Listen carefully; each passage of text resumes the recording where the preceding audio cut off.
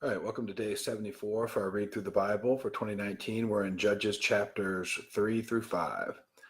Now, these are the nations that the Lord left to test Israel by them, that is, all in Israel who had not experienced all the wars in Canaan. It was only in order that the generations of the people of Israel might know war, to teach war to those who had not known it before. These are the nations, the 5 lords of the Philistines, and all the Canaanites, and the Sidonians, and the Hivites who lived on Mount Lebanon, from Mount Baal Hermon as far as Lebo Hamath. They were for the testing of Israel, to know whether Israel would obey the commandments of the Lord, which he commanded their fathers by the hand of Moses. So the people of Israel lived among the Canaanites, the Hittites, the Amorites, the Perizzites, the Hivites, and the Jebusites. And their daughters they took to themselves for wives, and their own daughters they gave to their sons, and they served their gods. And the people of Israel did what was evil in the sight of the Lord. They forgot the Lord their God and served the Baals and the Ashtaroth. Therefore the anger of the Lord was kindled against Israel, and he sold them into the hand of Cushan-Rishathaim, king of Mesopotamia.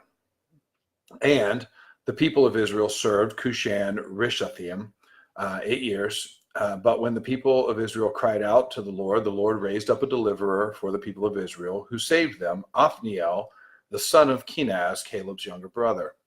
The Spirit of the Lord was upon him, and he judged Israel. He went out to war, and the Lord gave Cushan-Rishathaim, king of Mesopotamia, into his hand, and his hand prevailed over Cushan-Rishathaim. So the land had rest 40 years. Then Othniel, the son of Kenaz, died. And the people of Israel again did what was evil in the sight of the Lord, and the Lord strengthened Eglon, the king of Moab, against Israel, because they had done what was evil in the sight of the Lord. He gathered to himself the Ammonites and the Amalekites, and went and defeated Israel. And they took possession of the city of palms, and the people of Israel served Eglon, the king of Moab, 18 years. And the people of Israel cried out to the Lord, and the Lord raised up for them a deliverer, Ehud, the son of Gera, the Benjaminite, a left-handed man. The people of Israel sent tribute by him to Eglon, the king of Moab. And Ehud made for himself a sword with 2 edges, a cubit in length, and he bound it on his right thigh under his clothes. And he presented the tribute to Eglon, king of Moab. Now Eglon was a very fat man. And when Ehud had finished presenting the tribute, he sent away the people who carried the tribute. But he himself turned back at the idols near Gilgal and said, I have a secret message for you, O king. And he commanded, silence. And all his attendants went out from his presence. And Ehud came to him as he was sitting alone in his cool roof chamber. And Ehud said, I have a message from God to you. And he arose from his seat, and Ehud reached with his left hand, took the sword from his right thigh, and thrust it into his belly. And the hilt also went in after the blade, and the fat closed over the blade, for he did not pull the sword out of his belly, and the dung came out. Then Ehud went out into the porch, and closed the doors of the roof chamber behind him, and locked them. When he had gone, the servants came, and when they saw the doors of the roof chamber were locked, they thought, surely he is relieving himself in the closet of the cool chamber. And they waited till they were embarrassed. But when he still did not open the doors of the roof chamber, they took the key and opened them, and there lay their lord dead on the floor. Ehud escaped while they delayed, and he passed beyond the idols and escaped to Seirah. When he arrived, he sounded the trumpet in the hill country of Ephraim. Then the people of Israel went down with him from the hill country, for he was their leader. And he said to them, follow after me, for the Lord has given your enemies, the Moabites, into your hand. So they went down after him and seized the fords of the Jordan against the Moabites, and did not allow anyone to pass over. And they killed at that time about 10,000 of the Moabites, all strong, able-bodied men, not a man escaped. So Moab was subdued that day under the hand of Israel, and the land had rest for 80 years. After him was Shamgar, the son of Anath, who killed 600 of the Philistines with an ox goad, and he also saved Israel. Chapter 4. And the people of Israel again did what was evil in the sight of the Lord after Ehud died, and the Lord sold them into the hand of Jabin, king of Canaan, who reigned in Hazor. The commander of his army was Sisera, who lived in Harosheth Hagoyim. Then the people of Israel cried out to the Lord for help, for he had 900 chariots of iron, and he oppressed the people of Israel cruelly for 20 years. Now Deborah, a prophetess, the wife of Lapidoth, was judging Israel at that time. She used to sit under the palm of Deborah between Ramah and Bethel in the hill country of Ephraim, and the people of Israel came up to her for judgment. She sent and summoned Barak, the son of Abinoam from Kadesh Naphtali, and said to him, Has not the Lord, the God of Israel, commanded you, go gather your men at Mount Tabor, taking 10,000 from the people of Naphtali and from the people of Zebulun? And I will draw out Sisera, the general of Jabin's army, to meet you by the river Kishon, with his chariots and his troops, and I will give them into your hand. Barak said to her, If you will go with me, I will go, but if you will not go with me, I will not go. And she said, I will surely go with you. Nevertheless, the road on which you are going will not lead to your glory, for the Lord will sell Sisera into the hand of a woman. Then Deborah arose and went with Barak to Kadesh. And Barak called out Zebulun and Naphtali to Kadesh, and 10,000 men went up at his heels, and Deborah went up with him. Now Heber the Kenite had separated from the Kenites, the descendants of Hobab, the father-in-law of Moses, and had pitched his tent as far away as the oak in Zananim, which is near Kadesh. When Sisera was told that Barak, the son of Abinoam, had gone to Mount Tabor, Sisera called out all his chariots, 900 chariots of iron, and all the men who were with him from Harosheth Hagoyim to the river of Kishon. And Deborah said to Barak, Up, for this is the day in which the Lord has given Sisera into your hand. Does not the Lord go out before you? So Barak went down from Mount Tabor with 10,000 men following him. And the Lord routed Sisera and all his chariots and all his army before Barak by the edge of the sword. And Sisera got down from his chariot and fled away on foot. And Barak pursued the chariots and the army to Harosheth Hagoyim. And all the army of Sisera fell by the edge of the sword. Not a man was left. But Sisera fled away on foot to the tent of Jael, the wife of Heber the Kenite. For there was peace between Jabin the king of Hazor and the house of Heber the Kenite. And Jael came out to meet Sisera and said to him, Turn aside, my lord, turn aside to me, do not be afraid. So he turned aside to her into the tent, and she covered him with a rug. And he said to her, Please give me a little water to drink, for I am thirsty. So she opened a skin of milk and gave him a drink and covered him. And he said to her, Stand at the opening of the tent, and if any man comes and asks you, Is anyone here? Say no. But Jael, the wife of Heber, took a tent peg and took a hammer in her hand.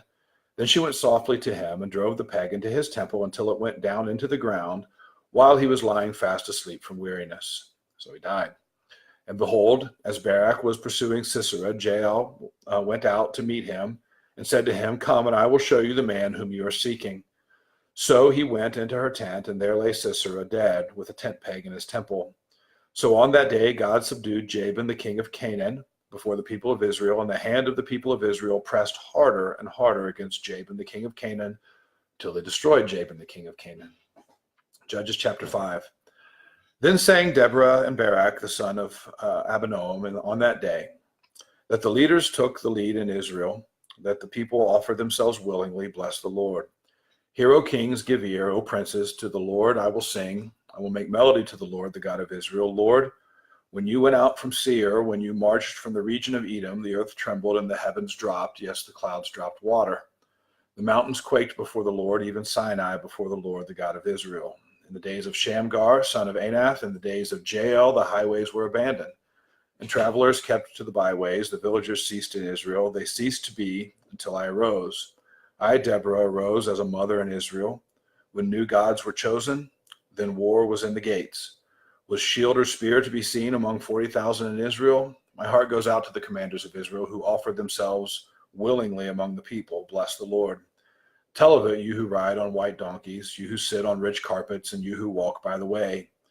To the sound of musicians at the watering places, there they repeat the righteous triumphs of the Lord, the righteous triumphs of his villagers in Israel. Then down to the gate marched the people of the Lord. Awake, awake, Deborah, awake, awake, break out in song. Arise, Barak. Lead away your captives, O son of Abinoam. Then down marched the remnant of the noble. The people of the Lord marched down from me against the mighty. From Ephraim, their root, they marched down into the valley, following Benjamin with your kinsmen. From Machir marched down the commanders, and from Zebulun those who bear the lieutenant's staff. The princes of Issachar came with Deborah, and Issachar, faithful to Barak, into the valley. They rushed at his heels. Among the clans of Reuben, there were great searchings of heart. Why did you sit among the sheepfolds to hear the whistling for the flocks? Among the clans of Reuben, there were great searchings of heart. Gilead stayed beyond the Jordan, and Dan, why did he stay with the ships? Asher sat still at the coast of the sea, staying by his landings. By the way, Deborah is calling out all these tribes. Zebulun is the people who risked their lives in death. Naphtali too on the heights of the field. The kings came, they fought, then fought the kings of Canaan at Tanakh by the waters of Megiddo. They got no spoils of silver. From heaven the stars fought. From their courses they fought against Sisera. The torrent Kishon swept them away, the ancient torrent, the torrent Kishon. March on, my soul, with might. Then loud beat the horses' hooves with the galloping of his steeds. Curse Meroz, says the angel of the Lord. Curse its inhabitants thoroughly, because they did not come to the help of the Lord, to the help of the Lord against the mighty.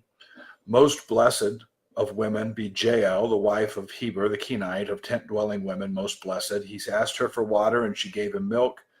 She brought him curds in a noble's bowl. She sent her hand to the tent peg and her right hand to the workman's mallet. She struck Sisera. She crushed his head. She shattered and pierced his temple. Between her feet he sank, he fell, he lay still. Between her feet he sank, he fell. Where he sank, there he fell dead. Out of the window she peered. The mother of Sisera wailed through the lattice. Why is his chariot so long in coming? Why tarry the hoofbeats of his chariots? Her wisest princesses answer. Indeed, she answers herself. Have they not found and divided the spoil? A womb or two for every man. Spoil of dyed materials for Sisera. Spoil of dyed materials embroidered. 2 pieces of dyed work embroidered for the neck as spoil. So may all your remnants perish, O Lord. But your friends, or rather, so may all your enemies perish, O Lord. But your friends be like the sun as he rises in his might. And the land had rest for 40 years. All right, 2 of my favorite stories. They demonstrate a ruthlessness and a severity that we find in Scripture to honestly, in those circumstances, be honoring to God. Whether it's the spilling out of the guts of the king, or whether it's the driving the head through the tent peg through the head.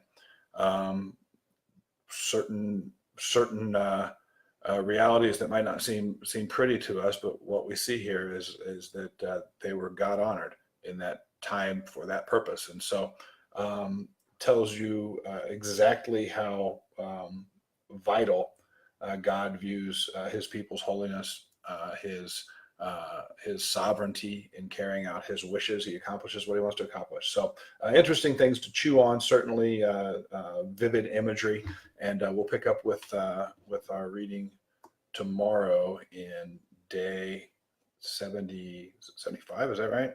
I'll have to double check that. Might be wrong. I'll have to correct it if it is.